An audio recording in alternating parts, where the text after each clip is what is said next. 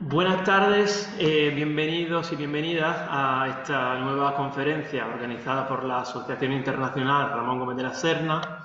Gracias por estar aquí con nosotros, tanto a los que estáis asistiendo en directo como a los que están viendo la conferencia grabada en nuestro canal de YouTube. Os recuerdo que podéis encontrar las grabaciones de todas las pasadas conferencias y actividades en nuestra web air-ramon.com, donde también podéis encontrar las indicaciones para asociaros y obviamente os estaríamos muy agradecidos. Nuestro ponente de hoy es Ricardo Fernández Romero, doctor en Filología Hispánica por la Universidad de Barcelona y ha publicado sobre autografía en lengua castellana, fotografía y literatura. Ha enseñado en universidades norteamericanas como la Princeton University y la Colorado State University y es en la actualidad Senior Lecturer en el Departamento de Español de la University of St. Andrews en Escocia. Entre sus numerosas publicaciones me permito destacar, entre otras, dos importantes volúmenes dedicados a Ramón: Ramón Gómez de la Serna, New Perspectives, publicado por Támesis Books en 2023, y Ramón Gómez de la Serna o El Mercader de Imágenes, editado por Carpe Noctem en 2021, cuya presentación, de hecho, ay, perdón. Vale. Cuya presentación, de hecho, inauguró el ciclo de conferencias de la asociación hace 4 años ya. También es autor de la página web The Journalist of Ramón Gómez de la Serna, ingente trabajo de investigación sobre la obra periodística de Ramón. Su conferencia de hoy tiene por título Último Ramón, la American Literary Agency, ALA, y Ramón Gómez de la Serna, 1957-1963. Cuando quiera, Ricardo, y muchísimas gracias por la oportunidad que nos está brindando de poderte escuchar. Muchas gracias, Andrea, muchas gracias, Juan Carlos, muchas gracias a Eloy, a la asociación por dejarme, bueno, daros esta charla que será larga, espero no demasiado. Y bueno, muchas gracias a los que estáis ahí, a los que me estáis escuchando y me da especial ilusión saber que está Nicolás, con el que pues tuve trato para precisamente participar. Él participó en uno de los libros que has citado, Andrea. Bueno, de lo que os voy a hablar en realidad no va a ser de literatura o no mucha literatura, en realidad. Es más bien casi un capítulo de la biografía de Ramón, de los últimos años de Ramón, de su contacto, de su enorme interacción con esta American Literary Agency entre los años 57 y hasta el final de su vida. Aquí tenéis la primera diapositiva, es precisamente el sobre escrito por Ramón, dirigido a la American Literary Agency, aunque él escriba Agency con I latina, y dirigido a este curioso señor Julián, del que hablaré enseguida. Así es que me voy a ocupar de esos años en Argentina que tanto necesitamos conocer, esos años que, bueno, al menos el primer periodo quizás, o uno de los primeros periodos, lo definió Martín Greco como los años más desahogados de su estancia en Argentina o de su exilio en Argentina, que coinciden con los gobiernos de Juan Domingo Perón. Y el tremendo cambio que supuso el viaje en el 49 a España, precisamente por declaraciones de Ramón que se entendieron de apoyo a Juan Domingo Perón y a Franco. Y precisamente, como dice Martín Greco, eso será el hecho que le enajene la simpatía de la mayoría de la intelectualidad argentina, y le creará unos tremendos problemas, lo que lleva a Martín Greco a decir que esos años del 55 hasta el final son quizás el periodo más sombrío de su carrera y también quizás de su vida. Y a esos años, sin embargo, esos años me voy a dedicar porque no fueron tan sombríos quizás. Obviamente, inmediatamente en el momento en que pierde las colaboraciones en La Nación de Buenos Aires y en otros periódicos en Argentina, Ramón acusa el golpe, lo cual le lleva a un cierto grado de, bueno, desesperación o de depresión o de negatividad, como podemos ver. Llevo bien la cuenta de mis artículos en el exterior, escribe Ramón, ya que aquí he sido suprimido. como escribe en una entrada del año 56, pero que pertenece al diario póstumo, y se adentra entonces, como ya Ioana Flotescu me ha dicho muchas veces, lo que ella llama una literatura de la mismidad, ese retraimiento de Ramón sobre sí mismo, hacia el interior, hacia el recuerdo, hacia la memoria, hacia un aislamiento, a ese estar o no estar, mejor dicho, como escribe en Cartas a mí mismo en 1956, porque de los libros apenas se puede vivir, también, como escribe en nuevas páginas de mi vida. En ese mismo libro, en el 57, pues el dramatismo de su situación, o al menos vive su situación con tremendo dramatismo. Claro que tengo el abismo por delante, escribe Ramón, y lo que yo llamo la ley Salaverría, porque el malogrado escritor una vez me dijo que cuando llega una colaboración mueren otras, y eso se verifica implacablemente. Demasiada gloria y poco dinero. Esa es la suerte del escritor no intrigante y no sectario cuando llega su vejez. Y sin embargo, todo esto va a cambiar. Todo esto va a cambiar. Todo esto va a cambiar cuando le llega lo que él llama, expresión estupenda, el dinero humorista. En una carta inédita conservada en la Universidad de Pittsburgh o en varias, manifiesta ese extraño, curiosísimo cambio que es el que voy a explorar. En febrero del 58 escribe a Luis de Olarra, hermano de Manuel de Olarra, editor de Espasa Calpe, Argentina. Estamos mejor porque me pagan en dólares y eso hace crecer el dinero humorista y milagrosamente muchísimo. Luisita ya tiene los trajes que quiere, también gana en dólares, pues ya pasó aquella época en que para poder comer nos teníamos que repartir las solapas que hacíamos para Calpe. En 1958, esa especie de radical cambio, optimismo de Ramón lo manifiesta nuestro Ramón al escritor catalán Josep Pla, que le entrevista en Buenos Aires y publica esa entrevista en el diario Destino en el año 58.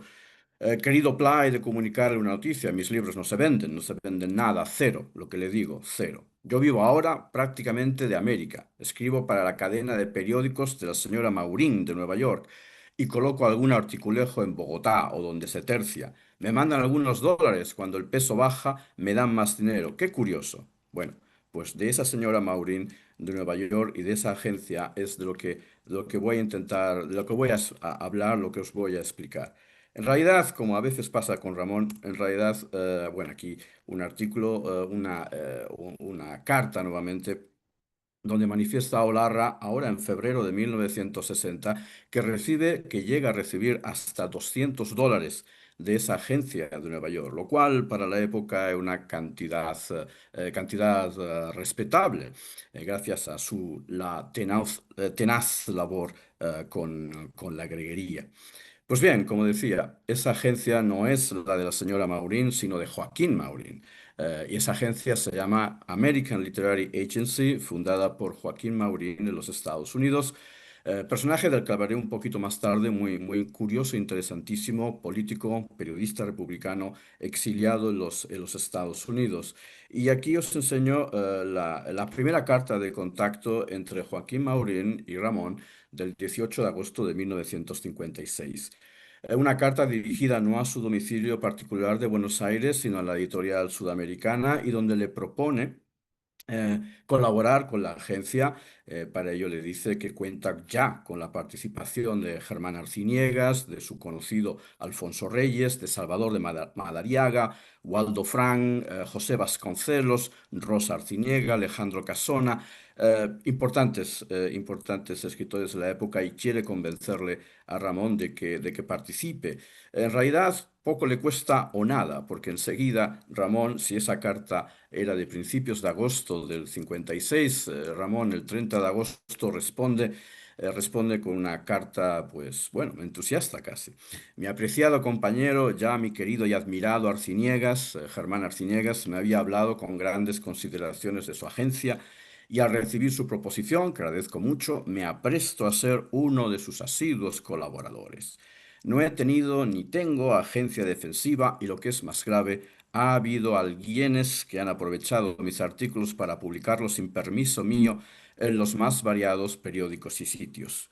Yo alguna vez he intentado hacer que me pagaran algo de esos diarios que reproducían cosas mías, la prensa de Nueva York y el diario de la Marina de Cuba, entre otros, pero Toda reclamación ha sido inútil al verme indefenso. Ahora espero que varíe la cosa.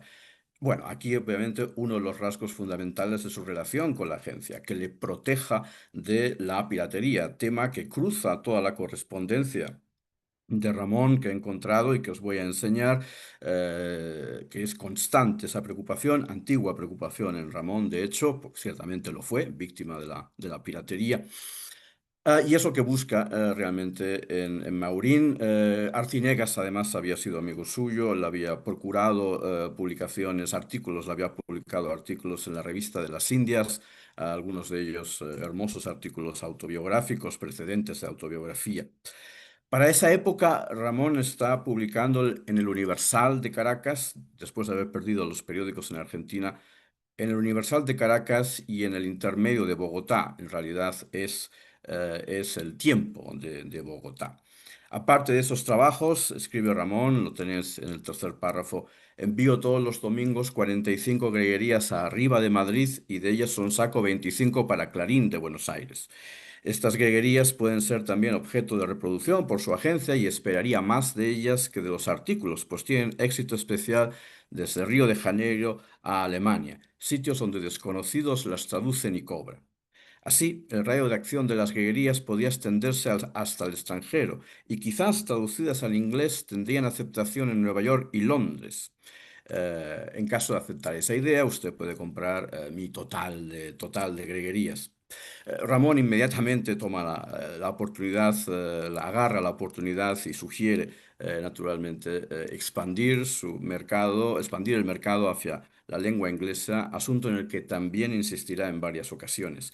Pero también insiste, al principio al menos, en que la agencia no publique en España, tampoco en Argentina, Colombia o Venezuela y sugiere el posible tipo de acuerdo que sería un 50 y 50. Dígame usted la técnica que me corresponde, recortaría usted de esos diarios los artículos publicados en cuanto al pago, sobre todo por la intervención de las greguerías, de las que espero más, insiste siempre Ramón en sus greguerías, me parece que convendría su fórmula de 50-50. Y se despide. Bien, aquí tenéis el final de la carta. Quería enseñaros la completa. Agradecido compañero, escribe Ramón. Y veremos enseguida el contrato, pero quería antes recordar, bueno, simplemente resumir un poco lo que Ramón había dicho, la situación de Ramón entre el año 56 y 57, dónde estaba publicando, en qué periódicos publicaba Ramón. En Arriba, desde el periódico Falangista, desde el 21 de mayo del 44 hasta el 5 de marzo del 61, en Venezuela en el Universal, en Colombia en el Intermedio, que es el nombre que tuvo el periódico El Tiempo durante un periodo de dictadura. Allí había, desde el año 40, tiene una colaboración regular, Ramón, en Colombia. Antes, al inicio, llamada La Esquina de Ramón, después Las Cosas de Ramón. De hecho, ya había colaborado en ese periódico El Tiempo de Colombia en los años 20 y 30, de forma un tanto esporádica y quizás víctima del pirateo también. En cualquier caso, es un periódico muy importante y el mismo Maurín lo consideraba el diario más calificado de toda Hispanoamérica. En cualquier caso, sus textos eran pues greguerías, artículos misceláneos y habría que contar, claro, lo que él cita también, las greguerías que publica en Clarín y los textos que publica en español en una revista de Nueva York, Temas, en la que él dice que publica pues prácticamente desde los inicios. Y aquí os enseño el contrato que firman Ramón Gómez de la Serna y Juliá. José María J.M. Juliá, enseguida explicaré este Juliá. El contrato que firman y que recoge las condiciones y las sugerencias de Ramón, es decir, publicar las greguerías que envía al Diario de Madrid y al otro de Buenos Aires, es decir, a Clarín y a Arriba, los 4 artículos mensuales que aparecen en Caracas y en Venezuela, en Caracas, Venezuela, y los 2 mensuales con el título de Cosas de Ramón que aparecen en Bogotá, Colombia, es decir, en El Tiempo. Tercero, establecen ese 50-50, ese repartir la recaudación y en el cuarto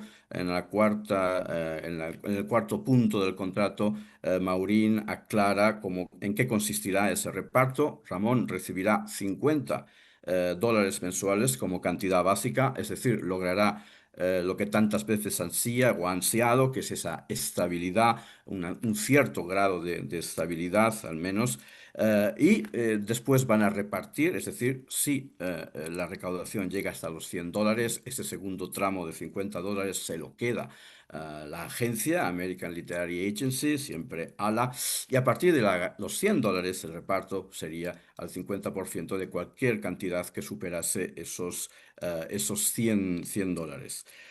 Un contrato bastante ventajoso, creo, para Ramón, en el sentido de que le da esa estabilidad mensual. Joaquín Maurín es ese J.M. Juliá. En realidad, Juliá es el segundo apellido de Maurín. Maurín nació en Huesca, en Bonanza, Huesca, en 1896 y muere en Nueva York el 5 de noviembre del 73. Es conocido sobre todo por ser el fundador, uno de los fundadores del Partido Obrero de Unificación Marxista, POUM. Había pertenecido antes a la CNT, fue militante, fue político, fue periodista profesional, teórico político, diputado a Cortes en el 36 y precisamente ahí en el 36 la guerra civil le pilla en Galicia y prácticamente desaparece, es hecho prisionero, sus correligionarios no saben nada de él, incluso temen que se haya pasado al bando franquista, pero en realidad pasa varios años de prisión en prisión, por ejemplo en Jaca, también en Barcelona, y finalmente consigue ser liberado tras varias gestiones complicadísimas de su mujer, de nacionalidad francesa, y en el año 47 consigue salir hacia Nueva York, que es donde está trabajando su mujer para un negocio de perfumería. Su historia en los Estados Unidos es también bastante compleja. Le costó, Dios y ayuda, conseguir naturalizarse. Varias peripecias se pueden contar del proceso de naturalización de Maurín. Y en cualquier caso, para lo que nos interesa, en el año 48 funda la American Literary Agency y la mantiene hasta el año 73. En realidad es un negocio de una única persona, es todo un hombre orquesta. Maurín se encarga los asuntos económicos, se encarga de captar a sus escritores, captar a los diarios, de tentar a los diarios para que publiquen los artículos que él gestiona como agencia literaria. Y es personaje tremendamente curioso porque para estos años, desde el año 48 en adelante, si no antes, su posición política había cambiado enormemente. En esos momentos ya ha dejado desde hace mucho tiempo, como digo, de ser un intelectual marxista. De hecho, ni siquiera probablemente se le considerase un socialdemócrata. Es realmente un intelectual liberal que desprecia cualquier extremismo de izquierda o de derecha, el estalinismo o el fascismo o el franquismo, y que en muchas ocasiones no usa su nombre, sino estos seudónimos, WK Mayo o Mayo, JM Juliá. Lo hace en cierto modo probablemente por distanciarse en primer lugar de su propio pasado, para que su propio pasado no se relacione con la agencia intelectual, con su agencia literaria, para que no se relacione o manche a los escritores que él contrata para colaborar. En parte también quizás para escapar un poco de cualquier resto de macartismo que le pudiera todavía afectar en su vida en los Estados Unidos. El modelo periodístico de ALA, de la American Literary Agency, es muy curioso. Está entre la literatura y la información. Escribe Joaquín Roy, que es, creo, la única persona que ha escrito sobre ALA. Entre la literatura o quizás entre el activismo cultural y la información. Es un periodismo o un modelo periodístico entre izquierda y derecha, y ahí tuvo que lidiar o mantener delicados equilibrios, como muestra aquí en esta carta Ramón J. Sender, uno de sus primeros colaboradores, uno de los primeros escritores que participa en la agencia. Y ahí nos cuenta en el año 53, en cierto sentido, los mejores diarios, porque pagan además, son los de tendencia conservadora, pero estos diarios, en lo que concierne a España, son profranquistas. Navegar por entre los escollos del liberalismo filorruso o antinorteamericano y el conservadurismo antirruso pro-norteamericano, pero pro-franquista, no es nada fácil, se lo aseguro, dice Maurín a Sender. También se mueve entre el exilio y el franquismo, porque el exilio le da problemas en ocasiones, es decir, escritores españoles exiliados en los Estados Unidos o en Latinoamérica. Como él escribe a Ascender de nuevo en el 53, en principio el diario que cuenta con algún periodista español cierra la puerta a otro español. El otro enemigo son los franquistas. Curioso episodio que cuenta aquí. Los artículos de Eugenio Dors, Ruano y demás ruinas que publica el Diario de Nueva York forman parte del material que una agencia española, quizás Amunco, manda gratis a toda la prensa hispanoamericana que quiere recibir y publicar esa porquería. Naturalmente, la agencia es una dependencia oficial del servicio de propaganda del régimen. Una gran parte de la prensa hispanoamericana está invadida por esa avalancha de cosas de España profalangistas. Como es un servicio gratis, comprenderás, le escribe Sender, que son muchos los que lo aceptan y utilizan. Otra característica de su periodismo es estar entre periodismo y lo que yo llamaría una empresa político-cultural, porque no distribuye artículos de información, de hechos, sino artículos de opinión, literarios o de reflexiones sociológicas, sociales, políticas, pero lo que llamaríamos artículos de opinión en realidad. No es una agencia de noticias, como tal. Y hay una auténtica, clara para él, al menos ciertamente en su correspondencia con Sender, es evidente, un enorme interés que va más allá a veces de lo puramente económico. Como escribe a Sender, tus artículos tienen una amplia difusión en Hispanoamérica. Son leídos con interés y contribuyen en gran manera a la formación de una conciencia democrática liberal. Este es el gran objetivo de Maurín, a veces quizás un tanto excesivamente ambicioso, pero es lo que al menos cuenta en sus cartas. ALA es una agencia periodística, escribe a Waldo Frank en el año 60, que no está basada en el interés, sino en el triple principio de libertad, democracia y simpatía hacia los Estados Unidos. Como veis, muy lejos ya del Maurín marxista de los años 20 y 30. La expansión de ala de la agencia fue lenta, dificultosa, con avances, con retrocesos, con cambios constantes en el número de periódicos que acuerdan publicar artículos de la agencia, pero va extendiéndose sobre todo en Centroamérica, el Caribe, México, Perú, Colombia, Venezuela. Fracasa, sin embargo, en sus intentos por asentarse en Argentina, en Brasil, y a partir de la llegada de Fidel Castro pierde todos los diversos periódicos que publicaban artículos de ALA en Cuba. A pesar quizás de esta exagerada cifra que da, probablemente, a ascender, eh, creo que no es discutible la enorme influencia, la enorme extensión, la enorme influencia de los artículos de ALA en la prensa de los Estados Unidos y de Latinoamérica. He visto, revisando periódicos, en algunos, como en El Tiempo de Colombia, era posible ver en la página de opinión 3 de 4 artículos firmados por ALA o distribuidos por ALA. Maurín escribe Ascender, ten en cuenta que tus artículos son leídos por más de 1 millón de lectores, quizás no tantos, pero muchos. ¿Quiénes son los que colaboran con Maurín en ALA? Pues escritores de gran relevancia, son muchos más que todos estos, pero creo que son quizás los más conocidos o los que quizás sean más conocidos para nosotros, para todos nosotros: Vasconcelos, Arciniegas, Sender, Frank, Luis Araquistain, Rosa Arciniega, Miguel Ángel Asturias, Jorge Edwards, Juan Liscano, Pablo Neruda, por muy poco tiempo y dándole muchos problemas a Maurín, por otra parte. Pedía demasiado dinero, al parecer. Carlos Rama, Alfonso Reyes, antiguo conocido de Ramón, y Arturo Uslar Pietri, es decir, grandes figuras intelectuales latinoamericanas y españolas. Y tuvo mucho cuidado, además, de no escoger únicamente escritores españoles, sino de también tener escritores latinoamericanos. Son escritores de gran prestigio, son escritores, como llama aquí en esta carta un tanto cruel Sender, cuando Sender le escribe a Maurín, son escritores viejos, son escritores de prestigio, pero suele ser gente vieja, y aquí, a propósito de Alfonso Reyes, claro, es un problema que se haya muerto.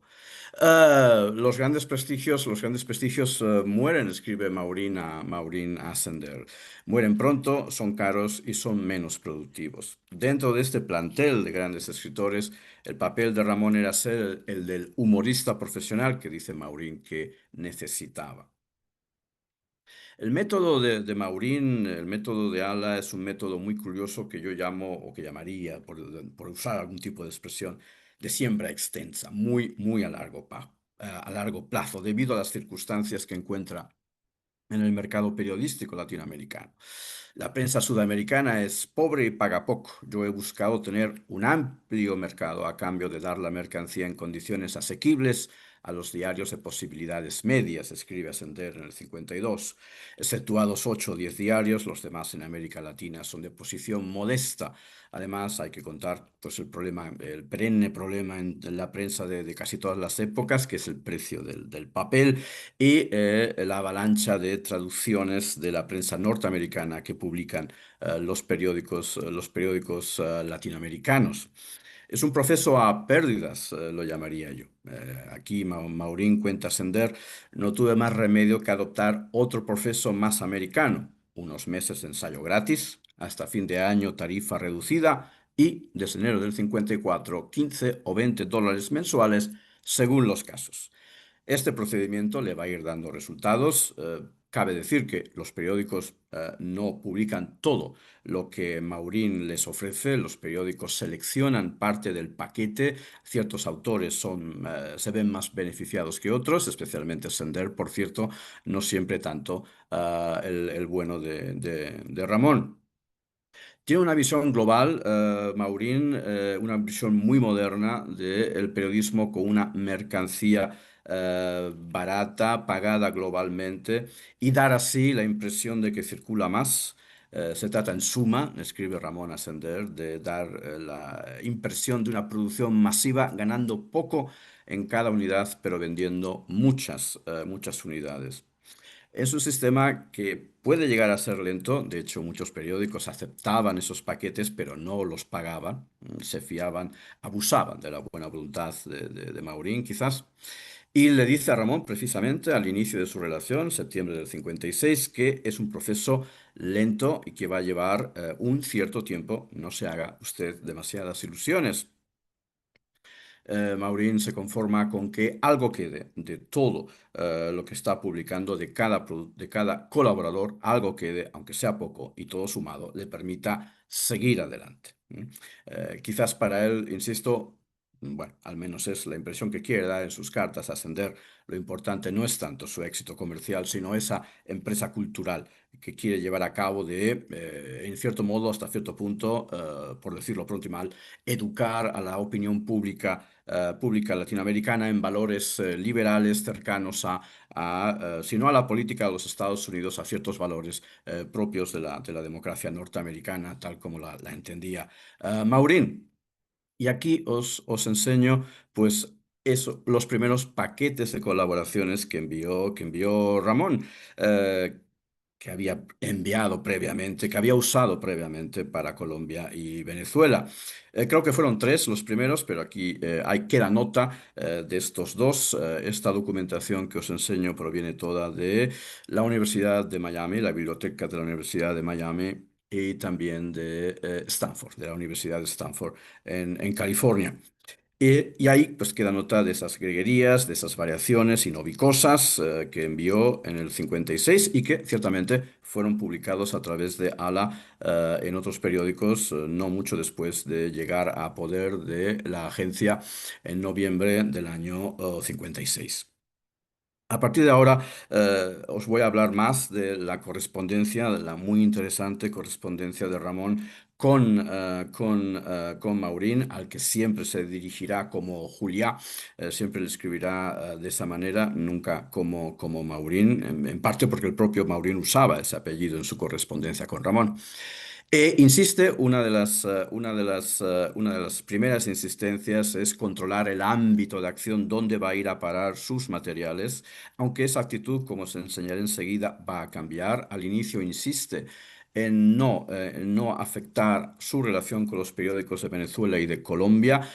Como siempre, Ramón, temeroso de que quizás la presencia de ALA pueda romper esa relación especial que ha establecido a lo largo de los años con Venezuela y Colombia.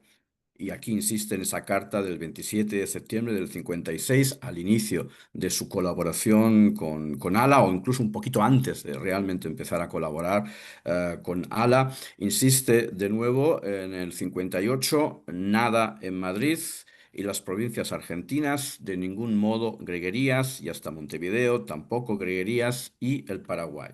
Pero Ramón enseguida va a empezar a abrir un poco ese campo de acción, ese radio de acción, va a aceptar y a animar a que Juliá, es decir, Maurín, expanda la presencia de Ramón y pueda llegar a un público mayor, obviamente por el interés de ser más leído, pero también de incrementar sus ingresos. Y eso es algo que va a pasar, por ejemplo, en el caso de España. Todavía en el 58 insiste suprimir a las greguerías. Creo que no merece la pena publicar artículos en España porque es una insignificancia en pesetas y porque tengo que estar pendiente de la orientación de esos artículos.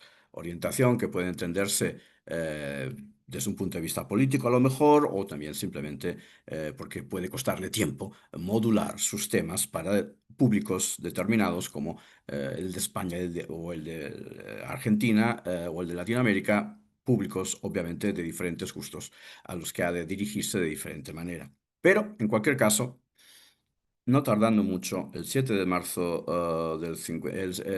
probablemente hacia el año, mediados del año 58, acepta que se publiquen artículos en la prensa en España, como vemos aquí en esta carta, acepta que se publiquen artículos en el Diario de Barcelona, es decir, probablemente Maurín lo había hecho un poco sin contar con Ramón, pero Ramón, bueno, acepta el hecho consumado y ciertamente Ramón escribe o publica en el Diario de Barcelona desde el 7 de marzo del año 58 hasta enero de 1963, es decir, hay artículos suyos publicados después de su muerte, muy probablemente arreglados, construidos, fabricados por Luisa Sofovich. Pero como decía, esa actitud al principio conservadora de no hacer peligrar sus publicaciones en Venezuela y en Colombia va a ir cambiando porque ciertamente quiere, como él dice, ascender, es decir, en esta carta del 2 de enero del 59, ascender, ganar más dinero. Así es que, como quiero el ascenso, escribe Ramón a Maurín, le voy a permitir dar mis greguerías en Caracas. No he pedido permiso al director del Universal, donde él publicaba, pues a él no le importan las greguerías. Yo me alegro que las greguerías sean las que propague más y peguen en más diarios, pues yo acabaré no escribiendo más que greguerías cuando estemos más implantados y usted me dé permiso para eso. Siempre confío mucho más en la capacidad para vender, para triunfar, para impactar de sus greguerías que de sus artículos.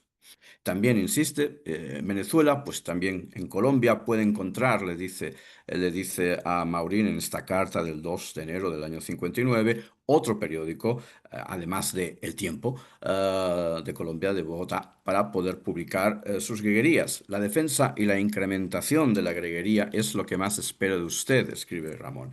Y eso es quizás esas dos palabras definen perfectamente la relación que mantiene Ramón con la agencia. Defensa de sus intereses como escritor, de sus derechos de autor y la incrementación, la expansión y el aumento, por lo tanto, de dinero para que él puede recibir. Son los dos ejes principales argumentales, si se quiere, de esa correspondencia Ramón Maurín. Maurín se pone manos a la obra inmediatamente y enseguida Ramón recibe las buenas noticias de cómo Maurín ha encontrado más periódicos como el Pregón, el periódico Pregón de Caracas del año 59. Vale decir que Maurín sobre todo trabaja con periódicos, no con revistas culturales tampoco, sino con periódicos no, digamos, normales, periódicos de circulación masiva.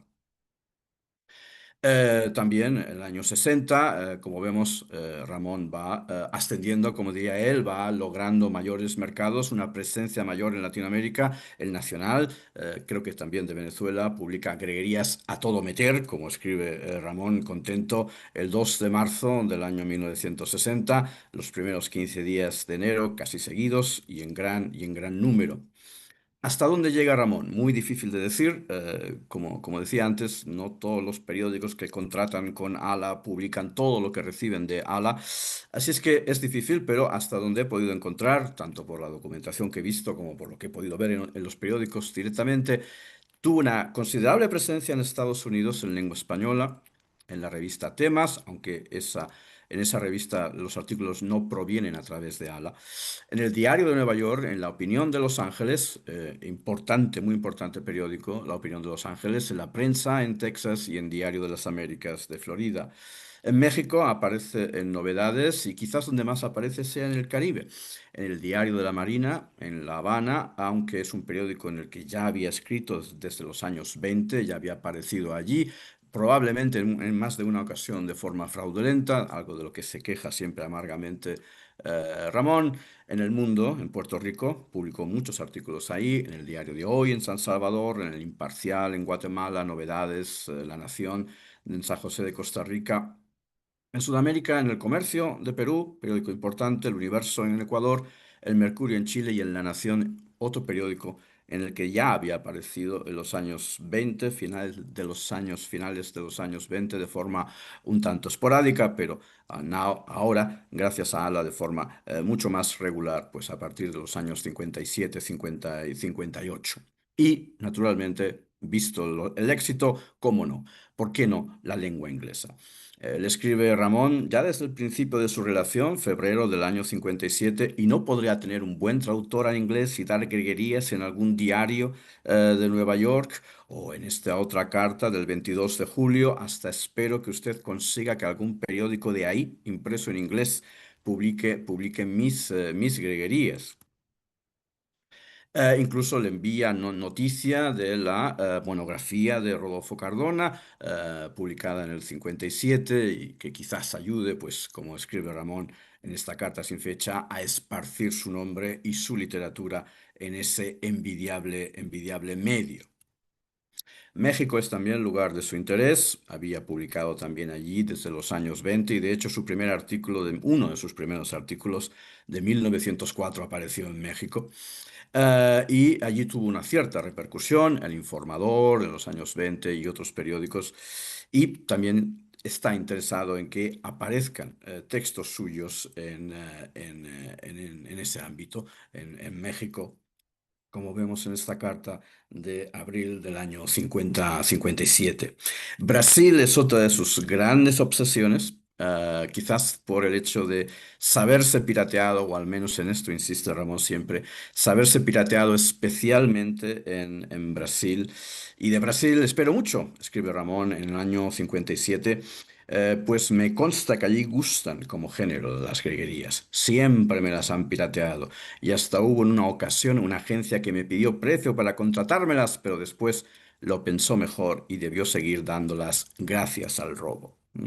Empieza a aparecer, bueno, aparece en casi todas sus cartas, claro, esta obsesión por proteger sus derechos y ciertamente el Brasil forma parte constante de sus preocupaciones. Amarre bien el Brasil, escribe a Maurín en el año 57, o en esta larga carta se queja de que llevan años explotándome las greguerías. ¿Cómo es posible que yo no reciba nada? Ya le envié la carta de la agencia de aquí, que al sentir los pasos de usted se apresuró a quererlas contratar. Me interesa mucho que usted gane esa batalla. Para Ramón Maurín es ese defensor que por fin le ha salido al paso, casi milagrosamente diría yo, y al cual se agarra, obviamente. Y esto me sirve para introducir pues ese otro gran tema de las cartas, de esta correspondencia, que es lo que yo llamaría, usando una expresión de Ramón, el crimen de la tijera, algo que es antiguo, en preocupación antigua en Ramón, como en este artículo de precisamente uno de los culpables en la mente de Ramón, el diario de la Marina, uno de esos ladrones. Hay que llevar a la práctica con energía la persecución de las reproducciones gratuitas y del crimen de la tijera, verdadera degollación de precarios escritores. Curiosamente, este es el primer artículo que oficialmente publica en el Diario de la Marina de La Habana en 1927. Aunque a Maurín no parecía preocuparle precisamente la cuestión de la piratería, como escribe aquí en respuesta en carta a Ramón J. Sender. La piratería a que te refieres ha existido siempre en Hispanoamérica, le escribe a Sender. Y es inevitable, dada la pobreza de la prensa en general. Conviene además que haya un poco de piratería. Eso demuestra que la mercancía es buena. Y en el fondo contribuye a la publicidad. Trato de evitar la piratería en gran escala, pero en pequeña escala no me preocupa. A Ramón sí, constantemente. E insiste una y otra vez. Desde el inicio, octubre de 1956, cuando ellos estaban iniciando sus contactos, oficializando su relación con Ala. Insisto en que para esterilizar a los del tijeretazo, de usted primero las guerrerías últimas y penúltimas, que son las que ellos aún no han podido recortar. Y en el 56, noviembre, de nuevo le insiste, acaba de recibir un recorte del Diario Oficial de Bogotá y insiste en el remedio. Eso solo acabará cuando usted las dé antes, pues las pirateadas son reproducción de dos grupos de ellas producidas de Clarín de Buenos Aires. Si usted se adelanta, que para eso las recibe mucho antes, si usted se adelanta, la cosa acabará. Es decir, él envía sus greguerías a Madrid y a Buenos Aires, pero también las envía, parece ser probablemente antes incluso que a Madrid o Buenos Aires, las envía a los Estados Unidos. Él quiere que Maurín se apresure a publicarlas antes que alguien las reproduzca de la prensa española o la prensa argentina, donde aún aparece Ramón, como es el diario Clarín.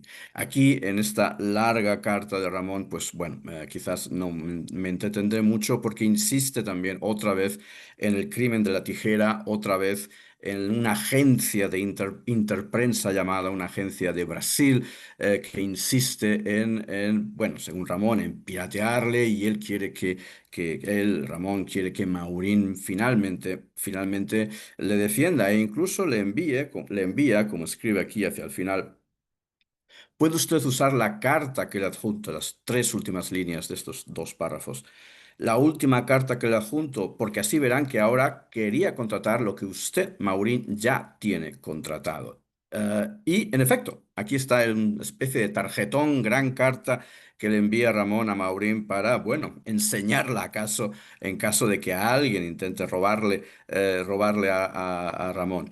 La única agencia que tiene la exclusiva de mis greguerías es la American Literary Agency con sede en Nueva York, Riverside Drive 23, firmado por Ramón. En octubre del 56, ya desde el inicio de su relación, le envía esta especie de prueba de que él pertenece a Ala y por lo tanto Maurín puede enseñarla a cualquiera para indicar no se puede contratar a Ramón en Latinoamérica exclusivamente. Ramón pertenece, su obra se distribuye a través de American Literary Agency.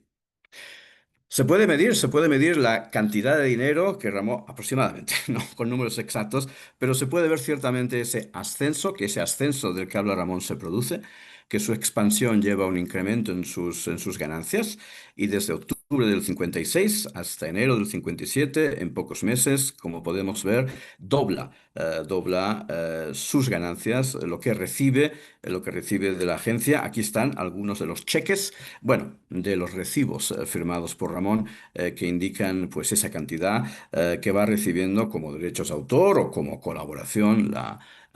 El nombre de su relación en estos cheques quizás cambia un poco. Y naturalmente Ramón expresa su alegría, su satisfacción, su encanto porque las cosas estén realmente empezando a funcionar muy bien. Como en esta carta de probablemente diciembre del año 56, ya veo que todo se va consolidando. Pero estos días nada más que pensar en ser feliz. El dinero humorista fluye. En enero del 57 agradece a Maurín haber subido a $60, luego a 100, y en abril del 57 Ramón agradece ya haber llegado a los $120, muy agradecido, escribe Ramón a Juliá. Sigue subiendo. Julio del 57 llega a los $145 o en 1958 a los 150. Todo esto se puede seguir a través de esos recibos conservados en la Hoover Institution de la Universidad de Stanford. Am, incluso pues acepta en algún momento, pues bueno, moderarse acaso, acepta llegar a ciertos niveles y esperar a triunfar aún más para pedir un nuevo ascenso. Mi querido y gran director le escribe en el 6 de febrero de 1959. Mi querido y gran director, mucho le he agradecido su última carta prometiéndome los 200 al mes y estoy del todo conforme con que hasta que eso llegue a los 461 o quizás 401, no estoy muy seguro de la cifra que incluye Ramón. Estoy de acuerdo en que no haya más subidas de sueldo hasta que lleguemos quizás a esa gran cantidad, si es que realmente son $400 lo que yo leo en esa carta de febrero del 59. Como siempre, a pesar de toda esa alegría, la desconfianza de Ramón, las dudas quizás atacan siempre y aquí pues insiste, tiene miedo de que le roben esos $200 y pide que se los envíe certificados esos $200 en una carta del 11 de marzo de 1959. Pero y efectivamente llega a esos $200. Aquí tenemos un poquito más grande, se puede ver algo mejor, quizás enero del año 60. Y aquí, pues en concepto de colaboración, enero del 60, Ramón recibe esos $200. Para conseguir, bueno, aumentar el interés de Maurín, para conseguir que se expanda aún más, le propone incluso, ¿por qué no reproducir? Y esto a mí personalmente me parece muy bonito, reproducir los fotomontajes que usa Ramón para sus greguerías en el diario falangista Arriba de España. Envía las greguerías, pero acompañadas de unas fotos que, como él dice, recorta, pega, piensa que es algo original y extravagante, dice que no tienen que ver nunca con el texto, quizás, aunque algunas de ellas sí tienen algo que ver entre ellas, como por ejemplo, no me resisto a enseñar este artículo de greguerías, no me resisto porque hay un gatito, así es que lo enseño, del mismo periodo, 15 de marzo del año 59, y bueno, la composición tiene más sentido, creo yo, de lo que Ramón quisiera aparentar. Am, pero las cosas, como suele pasar, no acaban de continuar siempre de esta manera maravillosa, empiezan a torcerse. No sé realmente las causas de, quizás, no sé por qué la agencia dejó de colocar artículos de Ramón o no pudo aumentar la circulación de Ramón al nivel que Ramón esperaba. El caso es que empieza a recibir menos dinero, dejándole casi en estado de shock, de decepción, de pasmo, como dice en esta carta, del 20 de noviembre del 59. Mi querido y gran amigo, hoy por fin le puedo escribir porque quedé pasmado ante la disminución de los $200. Interesante para mí es esa frase tremenda, pasé de la miseria, esa última, la frase del último párrafo, pasé de la miseria gracias a usted y no quisiera volver a ella de nuevo.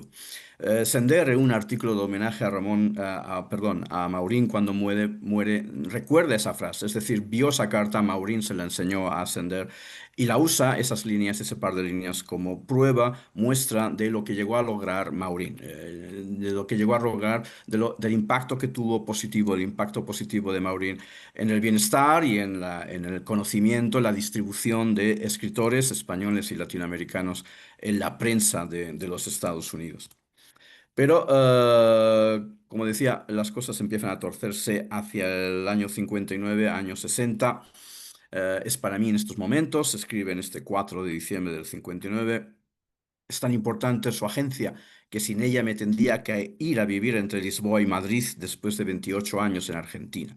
Está muy bien su proposición de 150, ya no 200, $150 para 1960.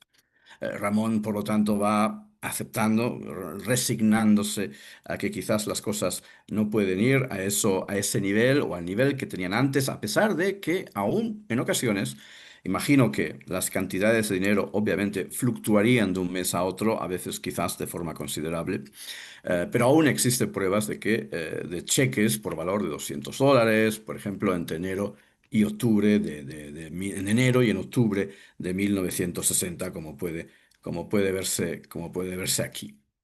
De todos modos, como decía, la situación empieza a empeorar y Ramón se lamenta, como en esta también tremenda carta.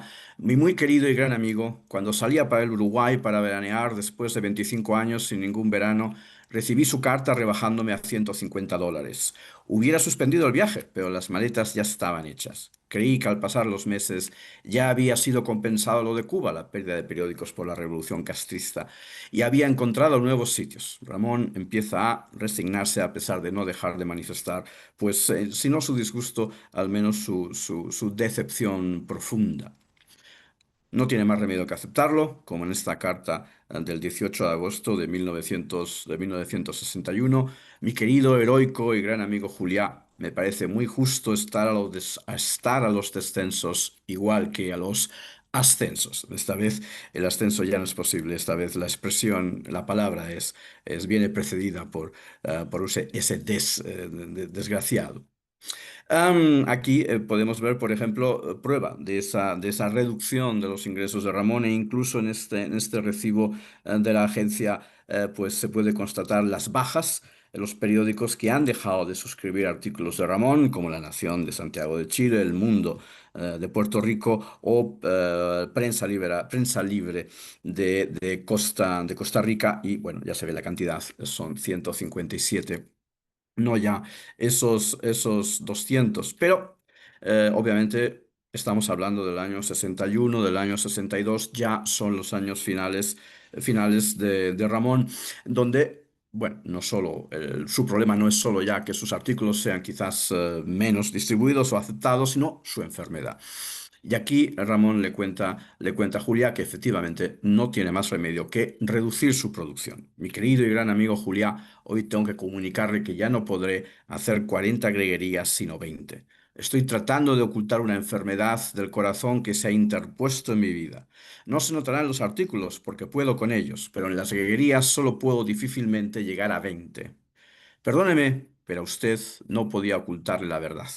Le abraza con gratitud y sincero afecto Ramón. Es prácticamente una de las últimas cartas de Ramón a Maurín. En cualquier caso, como puede verse, creo que fue para él, para Ramón, un momento a estos últimos años, un momento de expansión, curiosamente, como quizás nunca había conocido desde los años 20, cuando publicaba en El Sol y en otros periódicos a la vez, un momento de luz quizás en esos años oscuros y desoladores. Y en ese sentido creo que es un curioso episodio de la vida de Ramón. No he hablado del contenido de esos artículos, en realidad no he tenido tiempo de estudiarlos quizás, de analizarlos con detalle. Lo que he podido ver son, digamos, decepcionantes, no están a la altura, a lo mejor, con alguna excepción, de los grandes textos de Ramón. Es decir, alguna perla se podrá encontrar, pero la mayor parte de ellos en realidad es un poco un Ramón de no tan gran categoría, pero quizás los artículos para él ya eran otra cosa, sus guerrillas ya eran quizás otra cosa, una forma de subsistencia para él. Y bueno, creo que hasta aquí, así es que, bueno, muchas gracias por vuestra atención.